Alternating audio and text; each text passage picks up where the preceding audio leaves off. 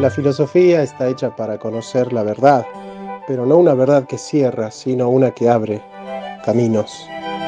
Si todos piensan lo mismo, es porque nadie está pensando. La verdad no es una cosa que se tiene, es un camino que se transita. Siempre digo que un trabajo esencial en la filosofía es la preparatio veritatis, la preparación para la verdad. Y no todos están preparados para conocer esa verdad. Dice Heidegger que el hombre es Sein zu Tode, ser para la muerte, pero nadie puede habitar plenamente su muerte si no aprendió a habitar plenamente su vida. Somos seres para la vida.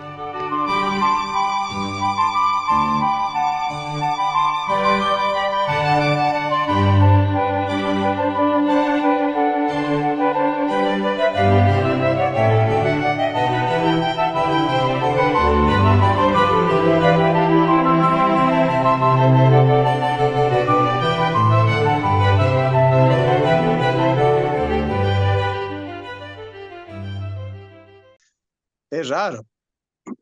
Debe ser, si quiere que gane masa son los liberales progresistas. O ¿Y vos sea, decís que esto va por ahí? sí, todos los que están a favor de masa son lo que dicen los peronistas, los neoliberales o los liberales progresistas. Ah, mira vos. Bueno, Chango, vamos a Listo, ya comenzar con... grabando. Ya estamos grabando, hombre. Vamos a hacer la clase sobre las críticas que en general se le han hecho a las 5 vías, ¿no? de, de Santo Tomás. Yo les doy ahora, la- digamos, el espacio para que ustedes nos cuenten cuáles son las críticas que a ustedes más les interesa que toquemos. Eh, y en función de eso, este, podemos, podemos avanzar, ¿no? Pero yo pienso que si ahora ustedes van mencionando cuáles son las críticas que les resultan interesantes, si conocen alguna que les gustaría que toquemos, comienzan ustedes proponiendo y después yo les voy proponiendo las que yo considero que son las críticas más importantes, ¿no? A considerar, que quizás no coincidamos en las que nos resultan de peso, pero podemos empezar. Oye, Arturo, ¿vos Jonathan, conoces alguna? sí, mira, pues yo creo que la más célebre es la que es el interpretado que es Kant, ¿no? En la crítica de la razón pura. También podría ser, de hecho acabo de tener un debate precisamente con la concepción del ser en Heidegger, porque Sí. Heidegger ahí sí ya tiene una concepción del ser muy diferente a Tomás que no permite una visión tomista, ¿no? Ese por un lado, y creo que Sartre también sería el gran, de alguna manera, un gran opositor. Bertrand Russell también, ¿no? Muy bien. En realidad las corrientes modernas, de alguna manera, tienen una rotunda negación desde la raíz al tomismo, ¿no? Entonces, Ciertamente, pero a mí me parece que nosotros ahora podemos abordar las críticas de Fuste. En definitiva, y creo yo que van a compartir conmigo, las críticas que hace Bertrand Russell a Tomás de Aquino, como la que hace Stephen Hawking. Perdón, no se llama Stephen Hawking, ¿cómo se llama? Richard Dawkins. Richard Dawkins, de las 5 vías. No son críticas de fuste, no son críticas así que valga mucho la pena meterse, ¿cierto? ¿sabes Entonces, también cuál sería un punto importante en Aristóteles, Jonathan? ah, El hecho de que hay tomistas que conciben un poco diferente la potencia a como la concebimos nosotros, ¿no? Por ejemplo, hay tomistas que conciben la potencia cuando solo es hacia un bien mayor pero no hacia la corrupción. O sea, el ente cuando va a la corrupción, hay tomistas que dicen que eso no es precisamente impotencia, ¿no? Sino nada más cuando, por ejemplo, no ven, por ejemplo, que una persona que esté en potencia de morir sea una potencia, por ejemplo, no sé si. Entonces yo creo ¿Qué que es es una de entonces? las conclusiones. Bueno, meta. ¿Y cuál creen ustedes que es la crítica que le hace Kant a Tomás de Aquino? Según entiendo y según su crítica, en el, dame chance. En la imposibilidad de la demostración físico-teológica, lo enlaza con el argumento ontológico. Pero me parece ahí que no es correcto ese paso de lo ontológico hacia lo físico-teológico. Es lo que tengo entendido que hace mal la conexión. Sí, lo que hace Kant, que de alguna u otra manera va a ser un procedimiento bastante común, digamos, casi un leitmotiv de todos aquellos que le han hecho críticas a las 5 vías, es decir, que en realidad el procedimiento que intenta desarrollar Santo Tomás es un procedimiento falaz porque él ya está en posición de aquello que dice que está demostrado. Supuestamente la demostración implica que en el punto de partida lo que se está buscando no está en posesión, y es por eso que se utiliza un método para apoderarse de aquello que de buena a primera no se tiene. No sé si me entienden, es como que dice algo así como que Santo Tomás ya tiene a Dios por la fe y habiendo deducido sus categorías, bueno, intenta probar si esas categorías son verdaderas o no, lo que nosotros llamaríamos predicado de segundo término. Pero dice, claro, entonces no es una demostración porque ya comienza Santo Tomás teniendo esa noción, es decir, son pruebas para aquel que ya tiene la noción de Dios incorporada como verdadera, pero no da pruebas importantes para aquellos que no tienen esa noción en la cabeza, para aquellos que no aceptan esa noción y para aquellos que no toman por verdadera la existencia de Dios. O sea, como que si para probar la existencia de Dios fuese necesario prescindir del dato de la existencia de Dios como preámbulo para la prueba. Entonces, Santo Tomás ya sabe que Dios existe por la fe y él finge hacer un trayecto racional, puramente racional, cuando en el fondo lo que está haciendo es usar la razón para probar aquello que tiene por fe, que sea una manera de fingir una prueba. ¿Me he dado a entender o necesitan que se lo explique de otra manera? ¿No sería que estaría buscando prueba, como decís, dato, prueba de la existencia material o una existencia tangible de Dios? ¿O me equivoqué No, con la pregunta? no porque no es tangible ni es material la existencia de Dios. Lo que en todo caso serían material y tangible son las pruebas, Claro. no la existencia. O sea, es una categoría de la prueba, pero no de la existencia. Ah, excelente. Creo que sería una cuestión de como de hacer cherry picking, digamos, como buscar los argumentos que me sirven para demostrar aquello que yo previamente asumí que es verdad. Claro, claro. O sea, es una prueba que ya está dentro del horizonte de la fe, dentro del horizonte del creyente. Pero bueno, si para que sean válidas las 5 vías es necesario primero creer, pues bueno, ya no son pruebas. No sé si me entiende. Claro. porque justamente aquello que implica el ser una prueba es que te pone en posesión de algo que no tenés, a priori, digamos, con lo cual no estás en el punto de partida.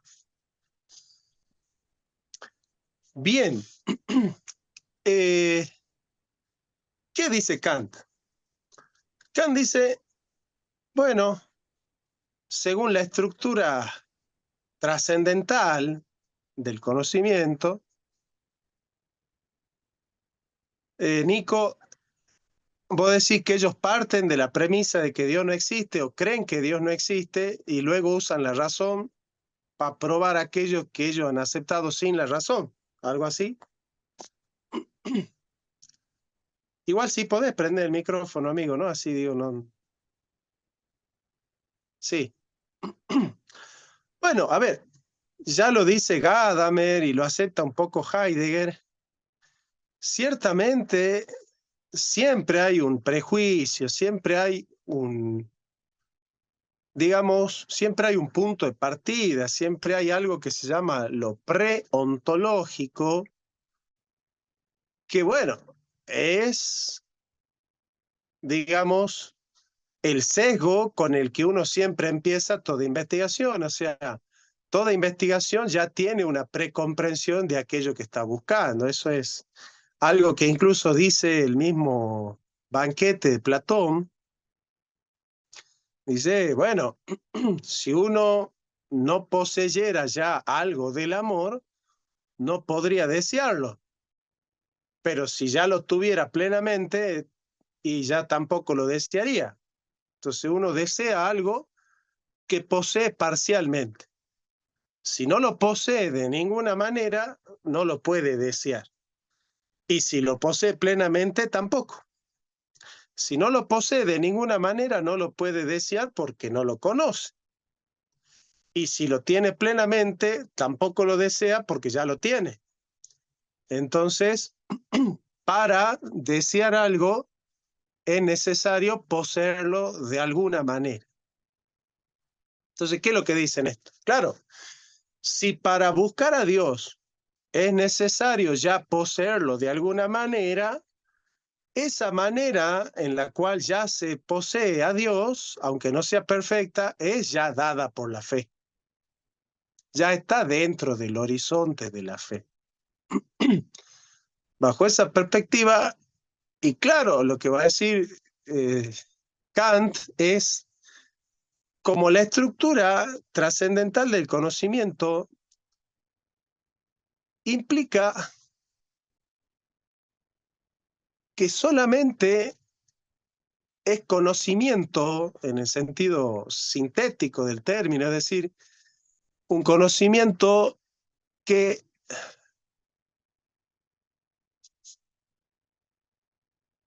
digamos,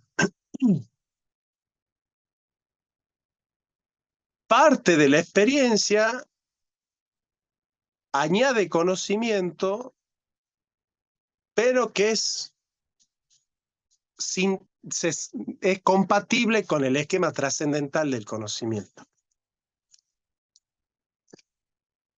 Bajo esa perspectiva, Kant dice, todo aquello que nosotros afirmamos de la realidad, bueno, lo afirmamos dentro del horizonte de la experiencia posible, que es aquella que puede conocer el esquematismo de las formas puras de la sensibilidad, que son el espacio y el tiempo. Entonces, todo contenido que ingresa al sujeto trascendental ya es un contenido que parte de alguna experiencia sensible. Ya parte de la experiencia sensible. Ahora, ¿cuál es el problema? Que Dios no se nos da la experiencia. Dios no es un ente que está dado a la experiencia. Y Santo Tomás lo reconoce. Él dice, nosotros no tenemos una intuición inmediata de Dios. Tampoco es evidente como la existencia del ente. Dice, Dios es evidente en sí mismo, pero no es evidente para nosotros. Bien. Entonces, lo que va a decir Kant es, como Dios no se da la experiencia posible y el sujeto trascendental tiene categorías con las cuales puede hacer inteligible la experiencia, bueno, esas categorías no nos permiten conocer el ideal de la razón.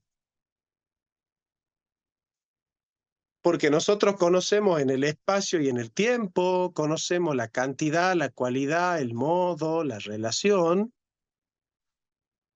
pero siempre en el horizonte de la experiencia, nunca trascendiendo el horizonte de la experiencia. O sea, el verdadero conocimiento es aquel en el cual el sujeto trascendental aplica sus categorías al marco de la experiencia, ¿cierto? Al marco de la experiencia.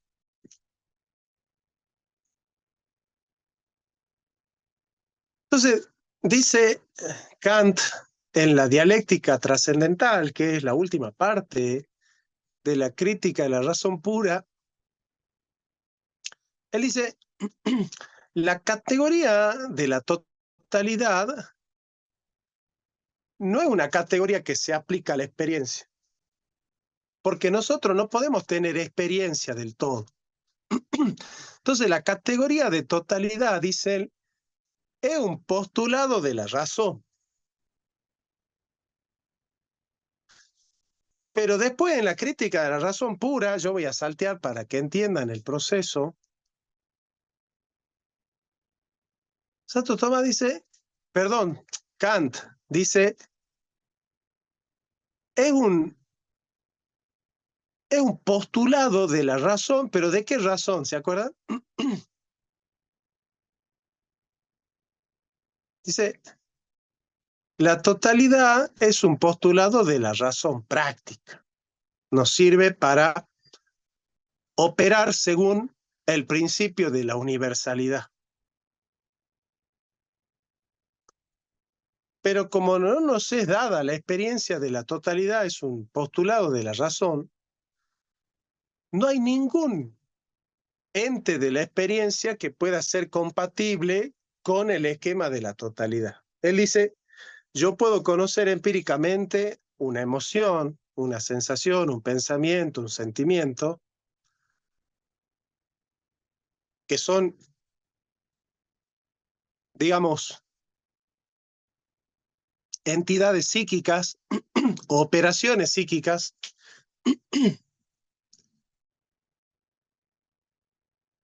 que son fenómenos, diría Kant, son fenómenos psíquicos, el pensamiento, el sentimiento, la emoción, son fenómenos psíquicos.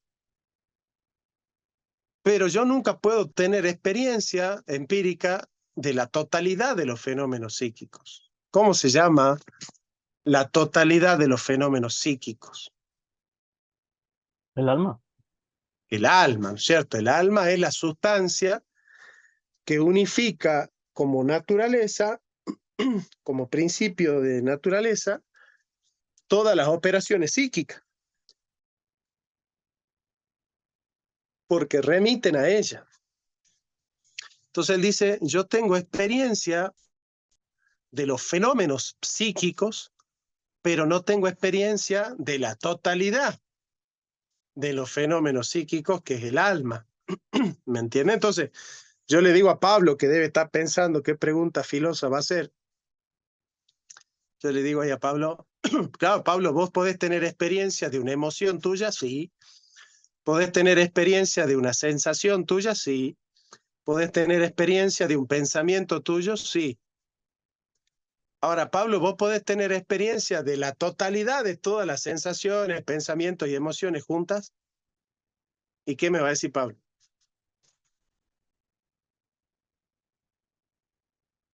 Si yo le hago así a la pregunta, ¿qué me va a decir? ¿Yo puedo tener experiencia de la totalidad de todos los fenómenos? Che, prenda la cámara un poquito, ya. Vamos a humanizar un poco la charla, apréndanla un poquito. Eso me va a motivar. Los que están despeinados, préndanla igual, no tengan miedo. Si salen despeinados, no la subimos a la clase. Profesor, ¿a qué se refiere con experiencia de la totalidad? Con captar la unidad sustancial de todas esas operaciones, que es el alma. Ok. Captar la unidad sustancial de todas esas operaciones. Bueno, si estamos en esa, ¿cierto?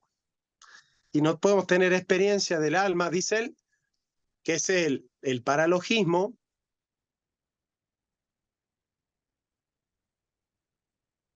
La antinomia, tampoco, porque nosotros podemos tener experiencia de un perro, de un gato, siempre digo perro y gato en ese orden, ¿no? Bueno, de una piedra, de un árbol, de una silla, de una mesa, de un volcán, ya asumé el volcán, nunca había dicho, de una guitarra. Si yo puedo tener experiencias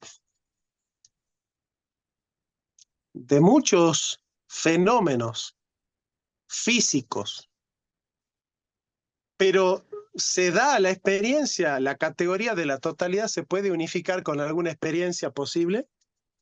Por ejemplo, ustedes pueden captar empíricamente la totalidad de los fenómenos físicos, así de una aprehensión directa, así de una, como ¡pap! He captado así la totalidad Imposible. de los fenómenos físicos, ¿no? Imposible.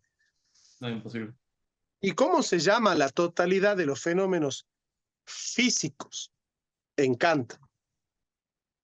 Mundo. El mundo, bien. Ah, ya hay gente Ujú. que ya tiene trayectoria en la escuela. El Profesor, mundo. pero, eh, pero ¿tiene sentido esa afirmación? Porque el todo no es algo que se pueda experimentar. El todo, o sea, yo No, entiendo el todo como la totalidad de lo que existe, entonces, como son cosas individuales, el todo me sirve para pensar algo, pero el todo en sí no existe. Así como una cosa, ahí va el todo. Entonces, ¿cómo puedo tener yo una experiencia del todo si según eso no existiría? Pero capaz que lo estoy entendiendo mal. es que Kant va por ahí, por eso Kant dice que el todo es inexperienciable. No podemos tener experiencia del todo. Pero sí Pero lo toma como una categoría, ¿no? claro, o sea, no. Ujú. Él dice, la totalidad no es categoría. Porque vos tenés la categoría de la cantidad, tenés la unidad, la pluralidad y la totalidad. Pero esa totalidad es una totalidad determinada, no es una totalidad absoluta. Es una totalidad Mm, dentro de un quantum. Por ejemplo, yo digo, una silla. Si en el salón hay 20 sillas, yo puedo decir una silla, 10 sillas o todas las sillas. Pero es la categoría de la totalidad de Kant, cuando es categoría, es una categoría que está determinada por un quantum. Es el todo de una parte. Cuando vos decís todos los cisnes son blancos, es una categoría determinada a los cisnes conocidos, a aquellos de los cuales tenemos experiencia, no a aquellos de los cuales no tenemos experiencia. Eso después va a tener problemas con Popper. Pero la categoría de la totalidad como unidad absoluta trascendental, para Kant es el ideal de la razón. El ideal de la razón es captar la unidad absoluta de todo lo real. Que eso es propiamente hacer metafísica, ¿o no? Sí, en el fondo, ¿qué es hacer metafísica sino intentar conocer la unidad total absoluta de todo lo real, ¿cierto?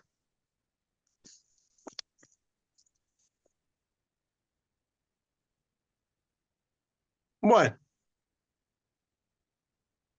atendiendo entonces a que la totalidad no es experienciable. Atención que el sufijo ble es potencia, ¿no? Una cosa es una persona amada en acto y una persona amable en potencia, querible en potencia, ¿cierto?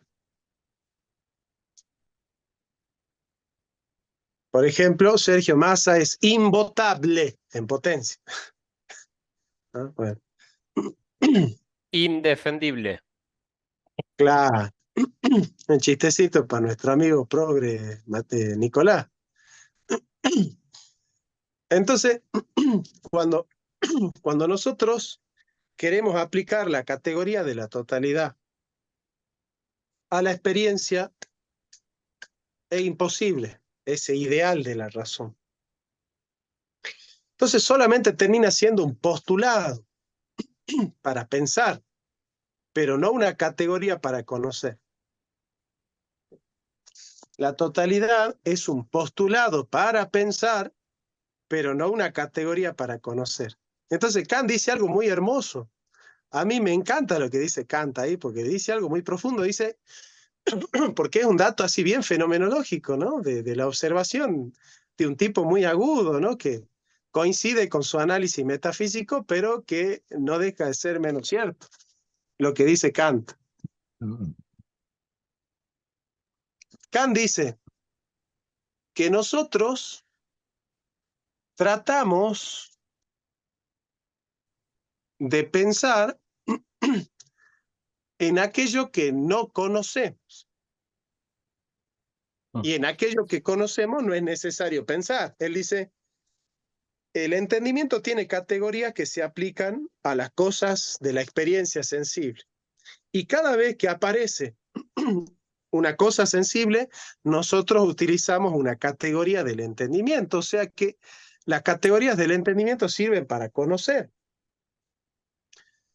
Pero ¿cuándo es que entra la razón? Dice, cuando no nos alcanza lo que conocemos. Cuando nuestra inquietud nos lleva más lejos de lo que conocemos, ahí empieza a usar la razón, los paralogismos, las antinomias y el ideal, que son maneras incorrectas de usar la razón, dice él. Entonces, claro, como no tenemos experiencia de lo particular que pueda sintetizarse con la totalidad, entonces lo que va a terminar pasando es que cada vez que hacemos metafísica ya estamos fuera del ámbito del conocimiento, fuera del ámbito de la ciencia.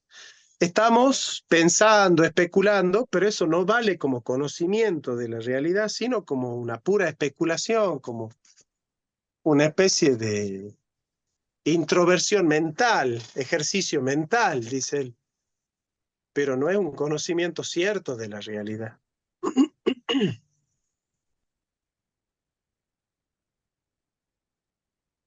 Como no es un conocimiento cierto de la realidad, no vale como prueba. No vale como prueba.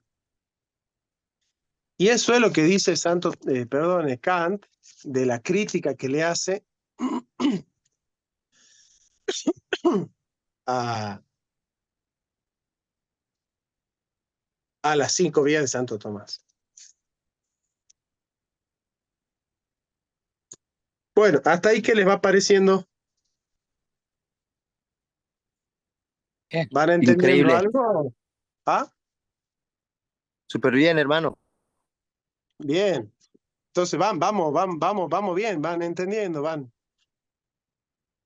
avanzando conmigo. No se van quedando.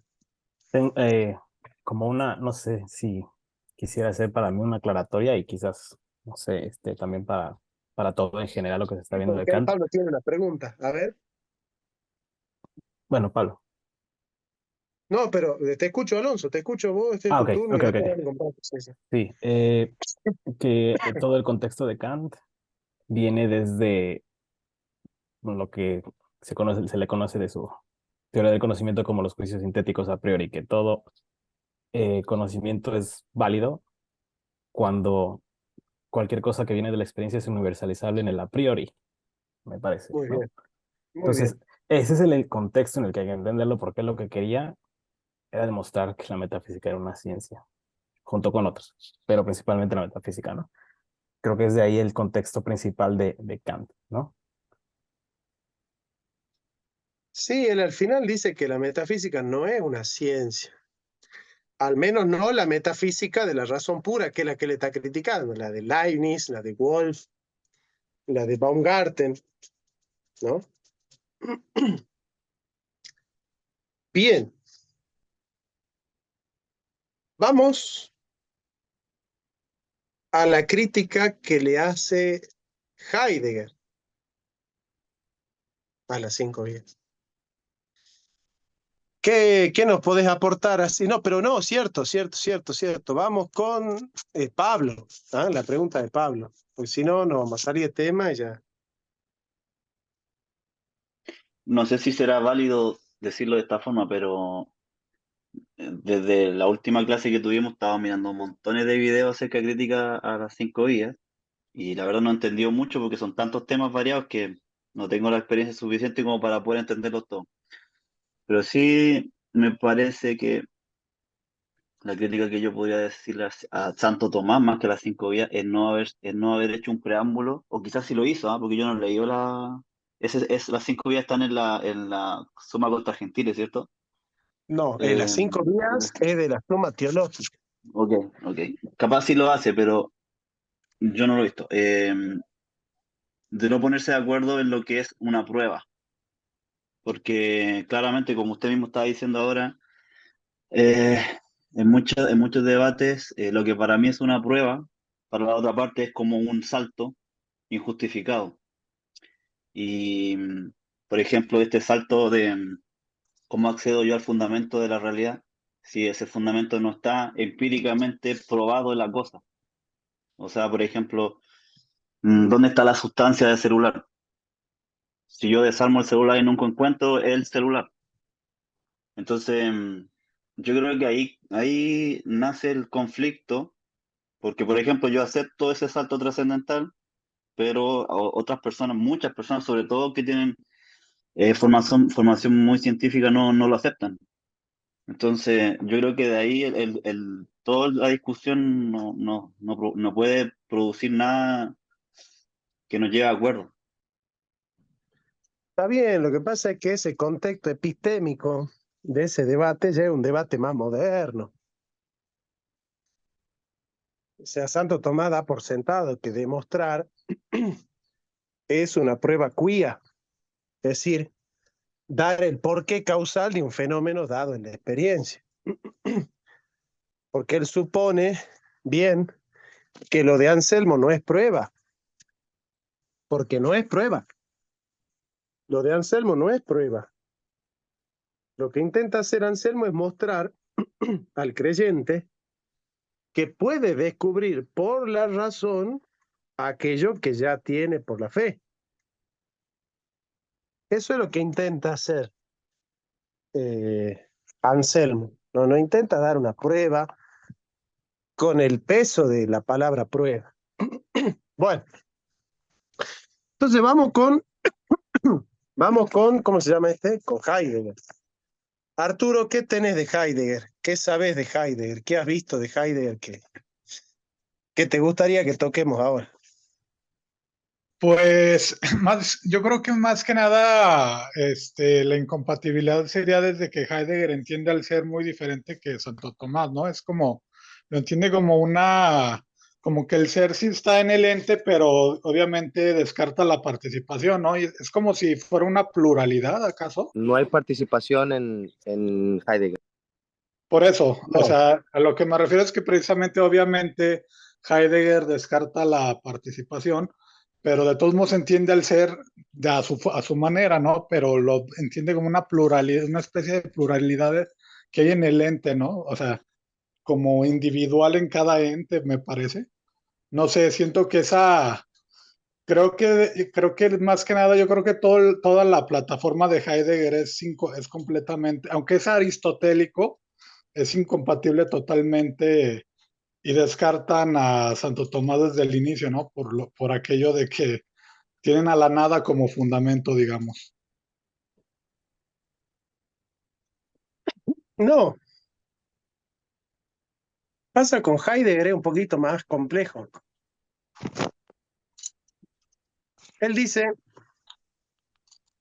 y lo dice en Ser y Tiempo, comienza él diciendo,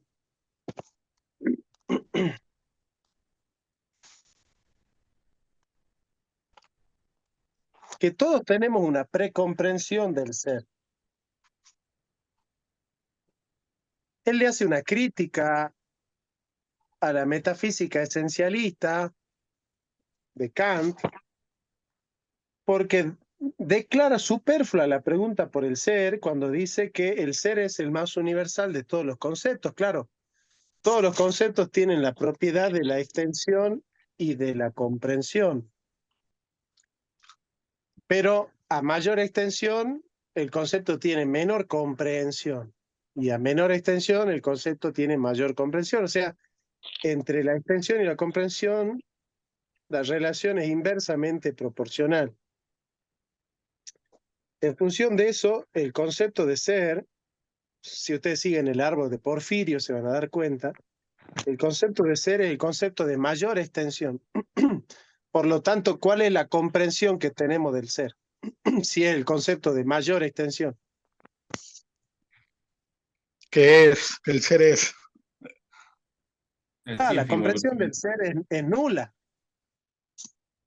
No podemos decir nada del ser, ¿cierto? Entonces, es vana la pregunta por el ser. Sin embargo, Heidegger dice, no, todos tenemos una precomprensión del ser, pero para él el ser es lo inmediato, indeterminado, y ser es ser del ente.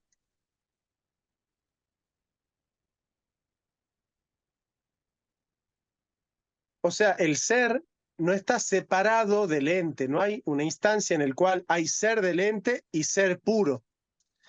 Entonces, el gran dilema con Santo Tomás no es la noción de ser, de la cual podría verse cierta compatibilidad. De hecho, Raúl Echauri trata de generar cierta compatibilidad, sino más bien en el esse separatur. O sea que en el fondo no hay un ser separado del ente, sino que todo ser es ser del ente.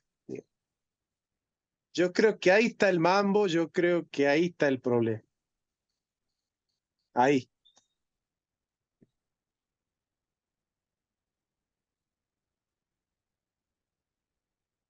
El esse separatur.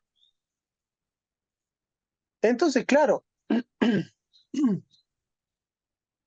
cuando nos damos cuenta que no hay un ser separado y un ente por otro lado, no puede haber participación porque no hay dos partes, simplemente el ser es la realidad última del ente,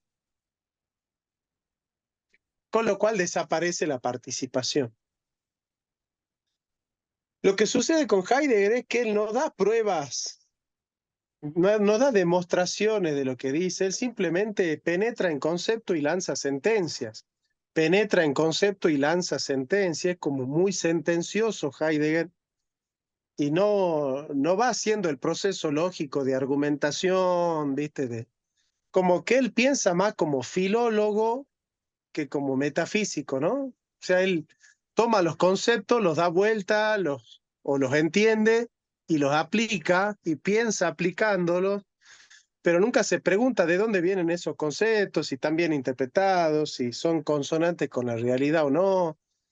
Él es fenomenólogo, pero fenomenólogo de la vida fáctica, no hace filosofía de la naturaleza. Entonces su metafísica tiene un respaldo empírico en la fenomenología de la vida fáctica.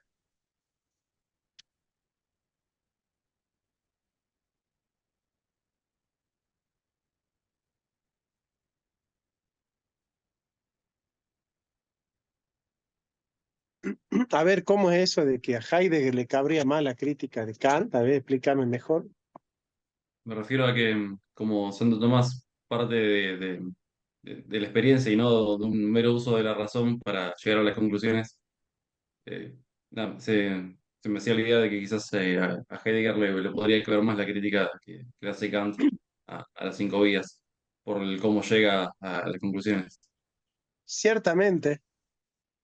De hecho, Kant, si conociera bien la metafísica de Santo Tomás, no estaría en desacuerdo con ella, porque es una metafísica sintética, de juicios sintéticos a priori.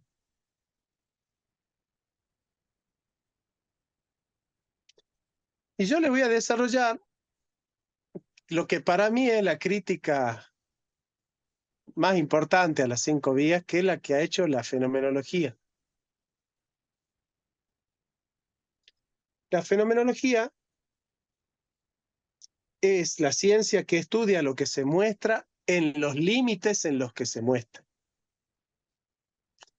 Es la ciencia que, bueno, acá Alonso ya, él es el que transcribe todas las clases mías en la universidad, así que él ya puede darla él a la clase. Yo termino la clase y la puede dar él a la clase, porque Alonso, vos ya conocés la fenomenología, ¿no? Podría repetir lo que he dicho en las transcripciones, pero ya profundizar, sí me falta todavía un poco mucho. Bueno, ¿qué es la fenomenología entonces? Tienen que repetir de memoria, pues yo a mis alumnos hago que repitan de memoria, ¿viste? Entonces, ¿qué es la fenomenología? Es la ciencia que estudia lo que se muestra en los límites en los que se muestra. Entonces, no se puede remontar a lo metafísico. Por ejemplo, yo me encuentro con un peral que tiene peras. Entonces, ¿cuáles son las operaciones del peral? Que está dando peras. Esa es la operación, el acto segundo. ¿Por qué está dando peras? Porque puede dar peras. Eso es lo que me muestra la experiencia. Ahora, la experiencia te está mostrando que es un peral, te diría el fenómeno. No, la experiencia no te está mostrando que es un peral. Te está mostrando que da peras, nada más.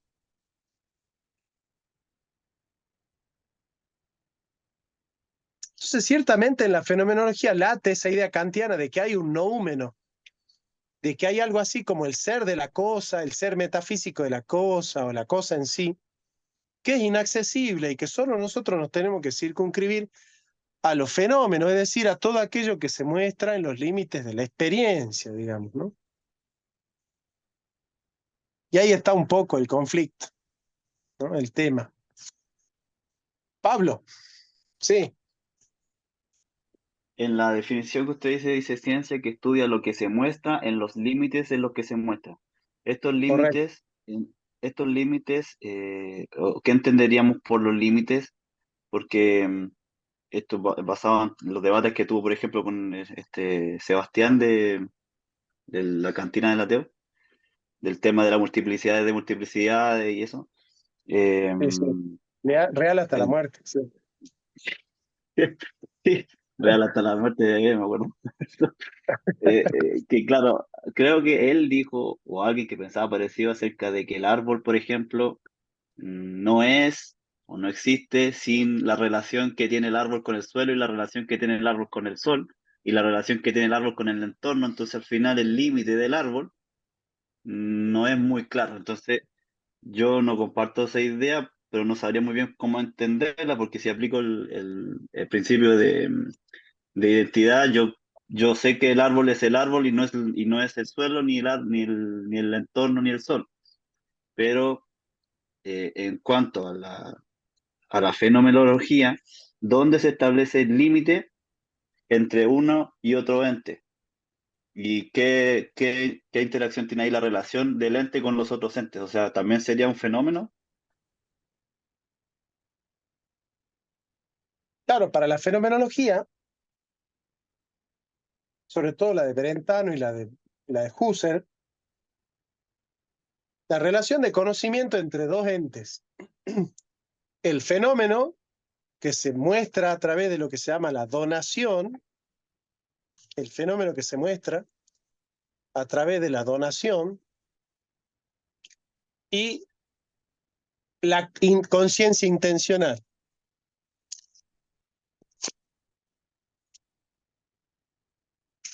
¿Quién sabe qué es la conciencia intencional?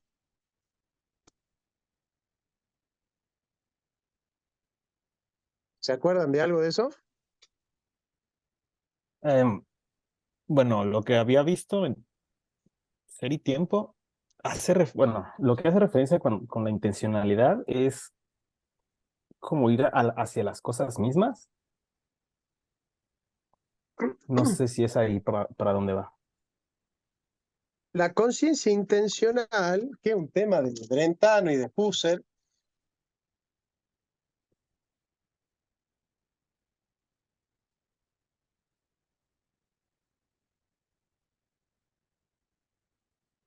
es que la conciencia tiende hacia las cosas y las cosas tienden a la conciencia. Las cosas se están mostrando a la conciencia y la conciencia está intencionando hacia las cosas.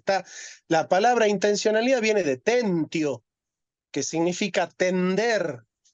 Entonces la conciencia tiende hacia el mundo, está tendiendo a conocer las cosas. La conciencia es conciencia de algo. Husserl dice, no hay cogito puro, no hay cogito sin cogitatum.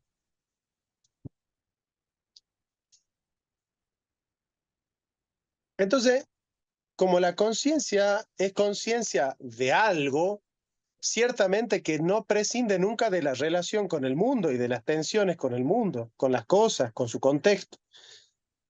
Eso implica la fenomenología, la relación de la conciencia con el mundo, pero de todas maneras, Dios no aparece en la relación de la conciencia con el mundo. Dios aparece en la penetración trascendental de esa relación o en la relación de la conciencia consigo misma, en el caso de San Agustín, por ejemplo. Pero Dios no aparece en la relación de la conciencia con el mundo. No está dado a esa experiencia Dios. Porque Dios no es fenómeno. Porque si Dios fuese fenómeno, sería evidente para nosotros. Y justamente Santo Tomás dice, Dios es evidente para Él mismo, pero no para nosotros. Entonces, si Dios no es evidente para mí, de suyo que no es fenómeno. Entonces Dios no es un sujeto de la ciencia. No es sujeto, no es objeto de la ciencia, Dios. ¿Por qué? Porque la ciencia solo conoce las causas próximas e intermedias, pero no conoce la causa primera. La ciencia, la biología, no es la ciencia de la primera causa. La física no es la ciencia de las primeras causas. La zoología no es la ciencia de las primeras causas. Entonces, Dios no se puede resolver en las causas intermedias o en las causas próximas. Se debe resolver en la ciencia de las causas primeras. ¿Por qué? Porque Dios es la causa primera. Entonces, si nosotros entendemos que Dios es la causa primera, ¿en qué sede tenemos que resolver a Dios? Y en la sede de la ciencia de las causas primeras, que es la metafísica. Pero como la fenomenología implica que la metafísica es afirmar más de lo que se puede, es decir, más de lo que se puede decir, porque afirma el ser allí donde el ser no se da a la experiencia, porque el ser no se muestra. Lo que se está mostrando es el ente. Entonces, como el ser no es un mostrarse, no se está mostrando, no es un fenómeno, no puede ser objeto de nuestro conocimiento. Al no ser objeto de nuestro conocimiento, el ser es un postulado de la razón, como Kant, es un postulado de la razón, pero no es un fenómeno. Y si no es un fenómeno, no es real. Es una creación de la mente para pensar, pero no es un fenómeno. Para la fenomenología, realidad es el fenómeno. Y Dios no es un fenómeno. Por lo tanto, Dios no es real. Ahora, si hubiera una posibilidad de conocer a Dios fuera de la experiencia, bueno, eso ya no le incumbe a la filosofía. Ya será una cuestión religiosa, pero que no tiene nada que ver con el conocimiento, con la ciencia y con todas las cosas, ¿no? Pero ¿cuál es el problema de la fenomenología? Que la operación lleva al ser necesariamente, operar y sequitur est. La operación sigue al ser, la operación nunca es operación de operación de operación, que es lo que el Real hasta la muerte Bebé decía, ¿no? Que son multiplicidad de multiplicidad de multiplicidad de multiplicidad de bueno, pero no hay sustancia nunca.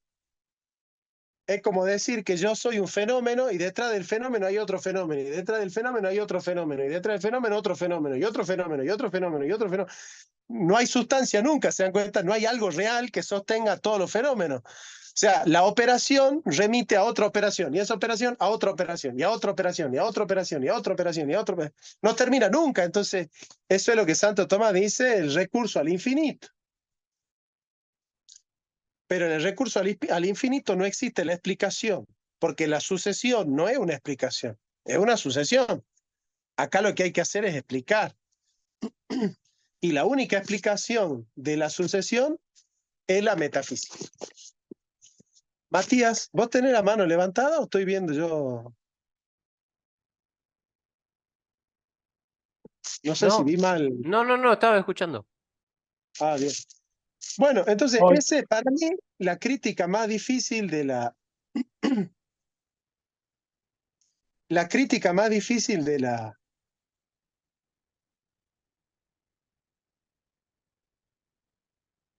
5 vías es la de la fenomenología, pero no porque es una crítica de la razón, es una crítica de la voluntad. Yo no quiero ir al ser, me niego a ir al ser. Yo sé que la operación me está mostrando el ser, pero me niego. ¿Por qué? Porque cuando hablamos del ser, perdemos la libertad posmoderna, porque la libertad posmoderna implica la indeterminación absoluta. Y si el peral es peral, ¿qué va a dar el peral? Si yo afirmo que el peral es peral, está determinado a dar ¿qué cosa? Peras. Ahora, si yo afirmo que no es nada, ¿qué puede dar? Nada. Cualquier cosa. También. Y ellos quieren que el hombre tenga conductas determinadas por su naturaleza o que pueda tener cualquier conducta. Puede hacer lo que sea. Que tenga Profesor, cualquier conducta. Bueno, ahí está. había Entonces, un, había un sí, debate Pablo. que estaban teniendo dos youtubers. Uno era de un canal, un youtuber que se hizo católico hace poco, Santiago algo, no me acuerdo cómo se llama, que es argentino, y el canal este de Razón y Fe. Bueno, y le decía, que le preguntaba al caballero que era ateo, ¿qué pruebas tú requerirías para creer en Dios? Entonces le decía, no, yo me gustaría que me dijeran esto, esto y esto otro. Y luego le dice, ¿y si yo te doy esas pruebas, tú te harías católico? Y le dice, no. Entonces yo dije, pero a ver, si yo para yo creer pido tales pruebas y me dan esas pruebas, luego yo tendría que ser católico. Pero aún así no lo soy, es porque en realidad el problema no es la prueba, sino la voluntad de no querer creer las pruebas. Claro. Con la fenomenología pasa eso. Si la operación es que te está dando peras y la operación te lleva a la potencia de que puede dar peras, la potencia es potencia ¿de qué? De una naturaleza. Entonces yo puedo afirmar que es un peral lo que está dando peras. Pues sí. ¿Y por qué se niegan a decir es un peral? Porque no quieren reconocer las operaciones determinadas por la naturaleza.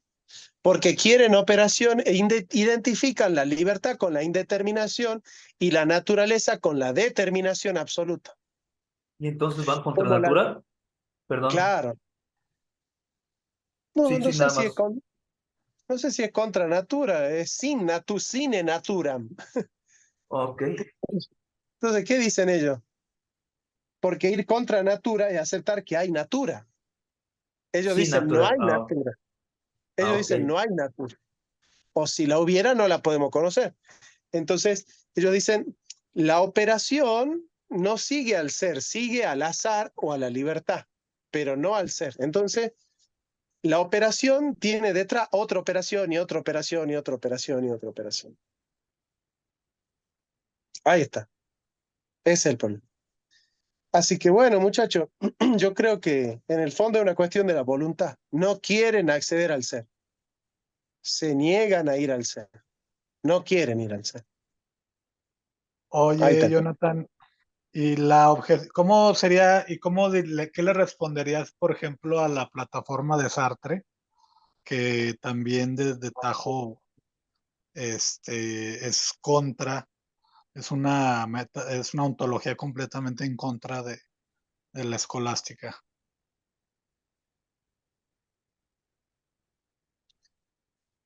Pasa que Sartre no se mete con las 5 vías en especial. Él se mete con la existencia de Dios. Él dice, si Dios existe, Él nos ha creado con una esencia. Y si nosotros tenemos una esencia, tenemos que obrar según esa esencia. Estamos determinados. Pero resulta que somos libres. Si somos libres, no tenemos esencia. Y si no tenemos esencia, no existe el creador de la esencia. Porque si Dios es el creador de las esencias, pero yo no tengo esencia, entonces Dios no existe. ¿Y por qué Dios no existe? Porque yo soy libre. Ah, Es evidente que yo soy libre, pero no que Dios existe. Sí, Ernesto. no, no, no, nada más me causó gracia un poco. Es increíble lo que dice Sartre, porque es de una concepción metafísica muy, muy primitiva, muy primaria, muy tosca, muy primaria, muy elemental. Pero bueno, es así. Así es Sartre. No es, metafísicamente hablando, no es el mejor ni de los grandes metafísicos del siglo XX. Sartre es bueno en la literatura, en la antropología, en la política, es bueno en el ensayo, pero no es un gran metafísico Sartre, no es un gran metafísico. Las novelas de Sartre tienen mucha más riqueza literaria que El ser y la nada, o Crítica de la razón dialéctica, ¿no? Así que, habiendo visto Kant, Heidegger y la fenomenología, estos son los grandes. Después siempre va a haber ahí un pichiruchi que hable y que diga, sí, que Santo Tomás se equivoca por esto, y que se meta con... Che, ese tema de moda. Kevin, ¿ahí se utiliza o no allá pichiruchi? No, no. No, Buenos Aires. que no escuché a nadie más. Nico, ¿vos en algún contexto has escuchado decir pichiruchi? Sí, ¿no? Creo que el padre Castellani utilizaba mucho ese pichiruchi. Decía. Bueno, metafísicamente Richard Dawkins es un pichiruchi. Entonces, Igual. no vale la pena ponerlo en medio de Husserl, de Heidegger, de Kant, a Richard Dawkins, ¿no, Kevin? Hay que guardar la pureza de los nombres, ¿no? La reputación de Kant hay que conservar. Pablito, ¿tenés una pregunta? Sí, me acuerdo que usted en un video que le preguntaban acerca de algo de las 5 vías, que usted tenía como una duda o algo así, acerca de cómo era posible que el hombre usara lo que Dios le había dado a él para ir en contra de Dios mismo. Algo así, no me acuerdo exactamente cómo fue que lo postuló Sí. usted.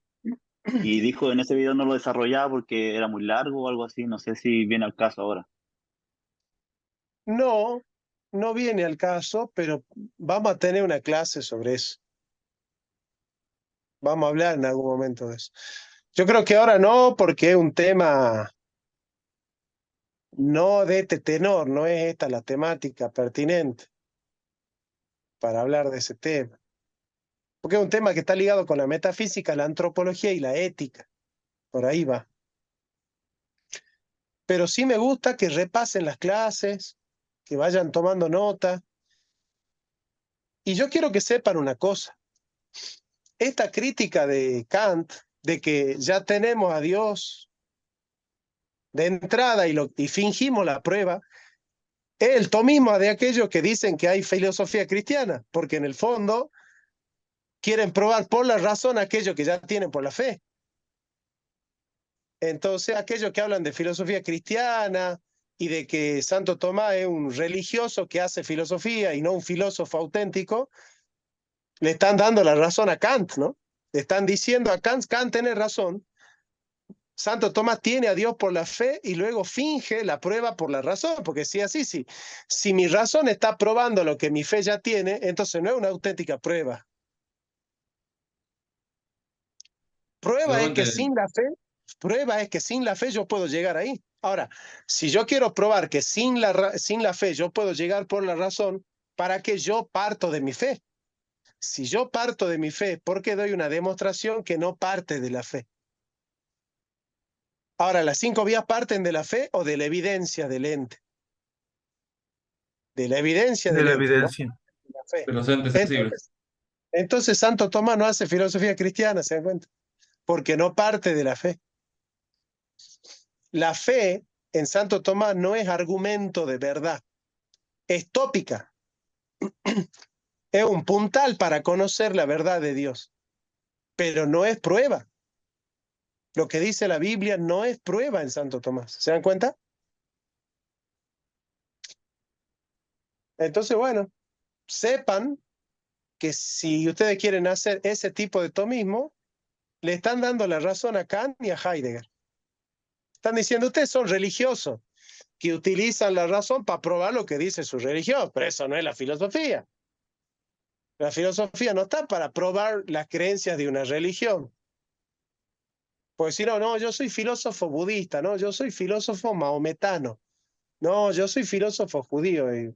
No hay filosofía judía en el sentido duro, hay filósofos judíos, no hay filosofía cristiana, hay filósofos cristianos. Pero bueno, ese tema ya me cansó, Igualmente, porque no. no, perdón, la misma crítica no le cabría a aquellos filósofos ateos que presumen la inexistencia de Dios o del ser al hacer Lo filosofía. dijo, lo dijo Nico, lo dijo Nico al comenzar. Ahora debe estar pegando carteles de masa por ahí, pero lo dijo al comenzar. Sí, él dijo. No pasa lo mismo con los ateos. Ellos no creen que Dios existe. Dice, es así. Oye, Jonathan, entonces para eso me imagino que hay que bajar, entonces para hacer filosofía atomista hay que primero bajarse del dogma, bajarse, digamos, digamos, de la rama de la revelación, pero lo que se haría es más bien entender cómo llegó Tomás, ¿no? Porque nosotros, para ir por esa vía de tomismo, no es que vayamos a inventar las ruedas desde el principio para hacer filosofía para lo que ya conocemos, sino entender cómo llegó Tomás, ¿no? Desde el ente, partiendo desde el ente y bajándonos del dogma, ¿no? Bajándonos de la rama que estamos colgando, que es la revelación, ¿no? Podríamos decir que así nos podríamos aproximar como cristianos a Tomás. Lo que pasa es que en Santo Tomás sí hay lugar para la fe, pero no dentro del proceso demostrativo de la filosofía. Ajá. O sea, no es que la fe no tiene lugar como tópica de la verdad o como horizonte de la verdad. Pasa que la fe no es elemento de demostración. Entonces, el elemento de demostración es puramente racional, porque solo con argumentos racionales se puede demostrar algo. La fe no es una demostración.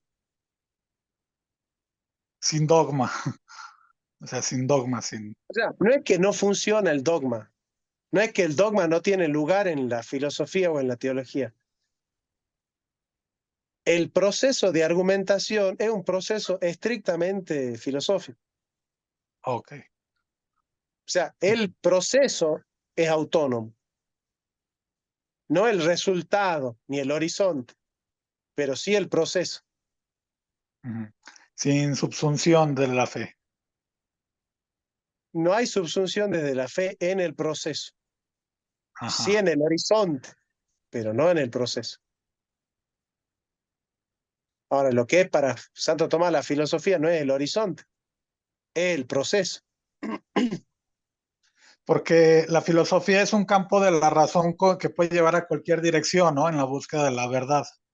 Puede Correcto. llevar a cualquier lado. y de esa manera Cornelio Fabro pudo ampliar el tomismo y así, ¿no? Se van ampliando Aristóteles, ¿no? Van partiendo diferentes rumbos desde Aristóteles, ¿no? Sí, para Santo Tomás, si la filosofía es buena, es una sola. No es que Santo Tomás dice, hay muchas filosofías verdaderas, no. Por el principio de no contradicción hay una sola que es verdadera. Mm. Pero sí es cierto que la filosofía no puede partir siempre de los dogmas y tenerlos como prueba, como argumento probatorio. Eso es el tema. Ujú. Bueno, muchachos, nos preparamos para la clase que viene. Vamos a seguir ya con la metafísica de Santo Tomás. ¿Cuántas clases llevamos con esta? ¿8? ¿Esta es la octava? Sí, Esta es la octava. Nos faltan, vamos a hacer 15. Imagínense, vamos la mitad recién de las clases. Así que tenemos Santo Tomás para rato. Así que inviten a más gente, así se va sumando y ya somos muchos los tomistas fabrianos. Y nosotros somos tomistas, enemigos de los tomistas gilsonianos. Así que en algún momento vamos a hacer un debate con los gilsonianos, que también deben tener sus cursos, y vamos a medir las espadas para ver cuáles son las los puedo espadas traer, argumentativas más fuerzas, si la de los fabrianos o la de los gilsonianos. ¿Qué les parece a usted? incluso. Traelo y hagamos en la última clase un debate gilsoniano versus fabriano. ¿Qué le parece? Va. ¿Eh? Claro, estaría bueno, ¿no? Meta, muchacho, les mando un fuerte abrazo. Cuídense mucho. Cuídate, Jonah. Un abrazo. Gracias. Gracias. Cuídate. Recen mucho por la Argentina, che, ¿eh? Sí. Recen mucho por la Argentina. Luego sería bueno también que nos digas cuál sería tu objeción al tomismo, de ti contra ti mismo. Adiós. Hasta luego.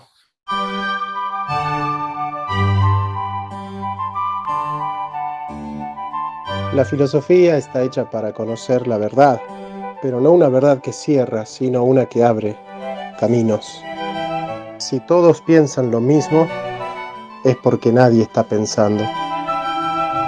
La verdad no es una cosa que se tiene, es un camino que se transita. Siempre digo que un trabajo esencial en la filosofía es la preparatio veritatis, la preparación para la verdad. Y no todos están preparados para conocer esa verdad.